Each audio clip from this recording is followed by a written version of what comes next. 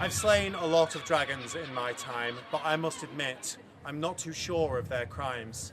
I find that most dragons arise from fear of the unfamiliar and of losing our steer. Unseen dragons develop spiteful jaws. Undefined dragons take on hate-filled claws. Their poisonous tails out of fear are grown, and terrible roars are heard from the unknown. I understand the anger and the despair at our politicians' inability to care. We all want to feel like we're in control and that a hero will fight for us with heart and soul. But I'm sorry that some stories don't have a happy end. Sometimes all we can do is make do and mend. And if there's one thing I've learned along the way, is that there's always another dragon to slay. And the other thing on my journey that I found out is that dragons come from inside as well as out. So, I am happy to be held up as the icon for England. Unless I've now been replaced by Alan Turing.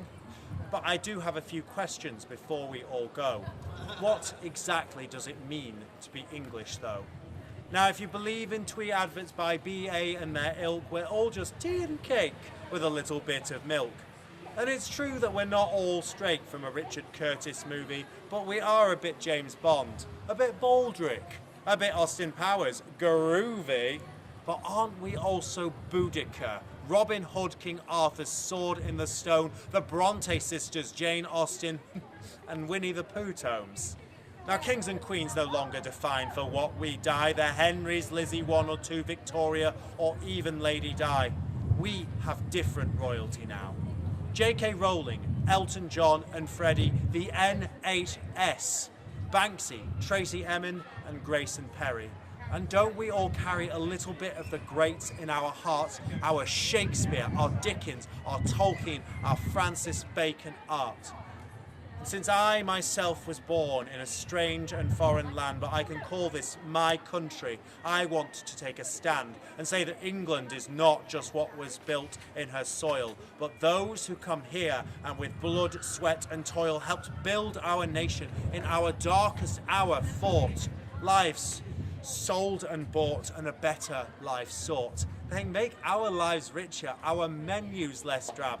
They gave us chicken tikka masala and the doner kebab. Now, English is our language too, and it has spread far and wide with the help of Cook, Drake, Nelson, and some unspeakable genocide. Now, can the scales of history be balanced with Brunel, Darwin and Faraday? Is Beatlemania and Britpop and fish and chips enough to sway the world towards our favour and make them stand by our side during times we ourselves are questioning our national pride? So I will admit, I am an outstanding example of doing what is right, and I accept the responsibility for taking on repression and the good fight. But let's be sure there is a real enemy, a nemesis, that there's WMD, or else we're just crusading against people's right to be free.